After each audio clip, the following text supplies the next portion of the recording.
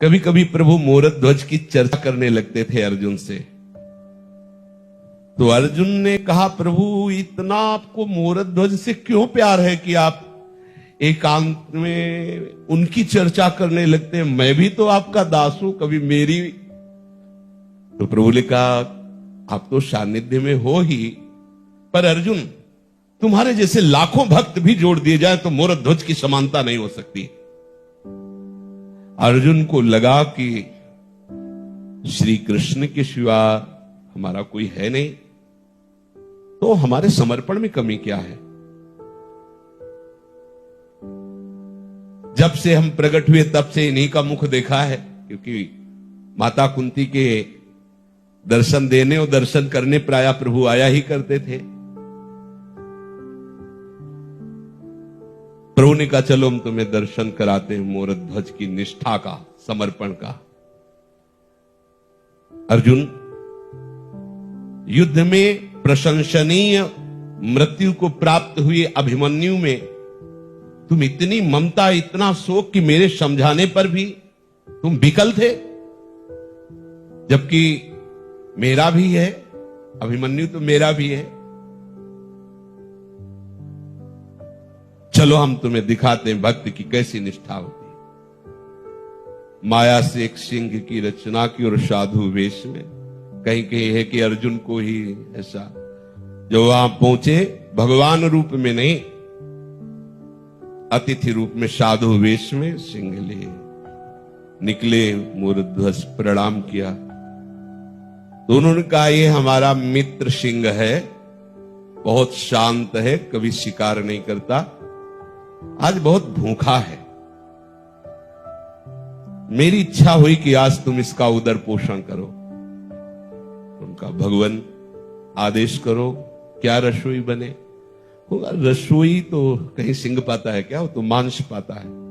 भगवान, आपके लिए हम कसाई वाड़े जा सकते हैं और वहां से मांस ला करके। नहीं, जाने की जरूरत नहीं, घर में मांस है ना। प्रभु, नहीं, यहां तो वैष्णव है, घर में तो कभी ऐसा नहीं। वो जो तुम्हारा पुत्र है ना, दोनों पति पत्नी मिलकर आरे से चीरो और उसका मांस शेर को पवा दो, हो गया। भगवान रूप में बोलते और दिखाई देते भगवान, फिर ऐसी निष्ठा होती तो भी प्रशंसनीय ही है, पर अत्यंत प्रशंसनीय कि भगवान ने संत रूप धारण किया, भक्त रूप धारण। उनका, भगवान जैसी आपकी आज्ञा। बोले, सामने हमारे ऐसा करो। कटवा दिया, आंसू नहीं निकलने चाहिए। बोले, आंसू क्यों प्रभु, आपकी वस्तु है। संत और भगवंत को सर्वस्व समर्पित है। वो तो बाहरी लीला थी, आवाज दी, दूसरा मोरत ध्वज वैसे ही भागता, उनका बेटा भागता। वो तो कर तुम अकर तुम मन्नता कर तुम सर्वसमर्थ अपने स्वरूप में प्रकट हो गए। जब तक इस शरीर में ममता है, जब तक अहंकार है, आप में कुछ करने की, आपने कुछ किया है, आप कुछ करेंगे, ऐसी धारणा है, तब तक दिव्य राज्य में प्रवेश नहीं होता।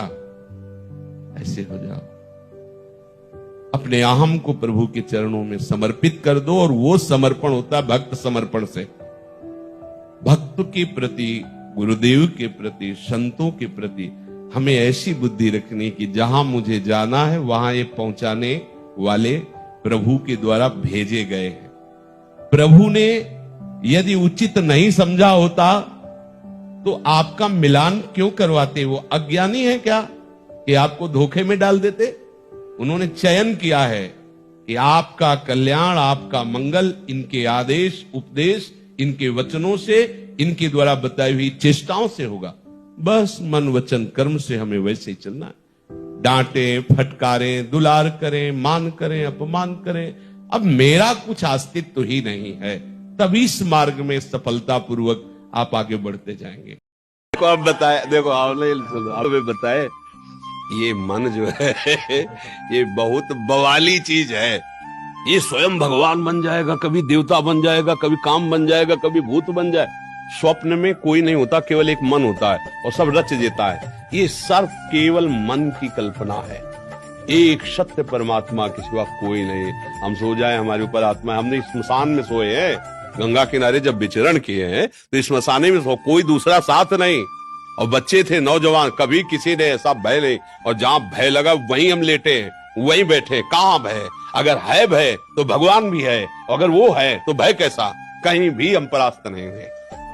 कल किसी ने दिखाया कि 7.5 शनिचर है इसलिए लोहे का छल्ला पहने तो बोले आपकी क्या राय है इस विषय में, बहुत अपने जनों में हमने कहा भैया ये घोड़े की नाल का लोहे का छल्ला शनिचर से नहीं बचा सकता। बोले नहीं, बड़ी इसकी आन है। हम कहा बड़ी आन है कृष्ण नाम की, राधा नाम की।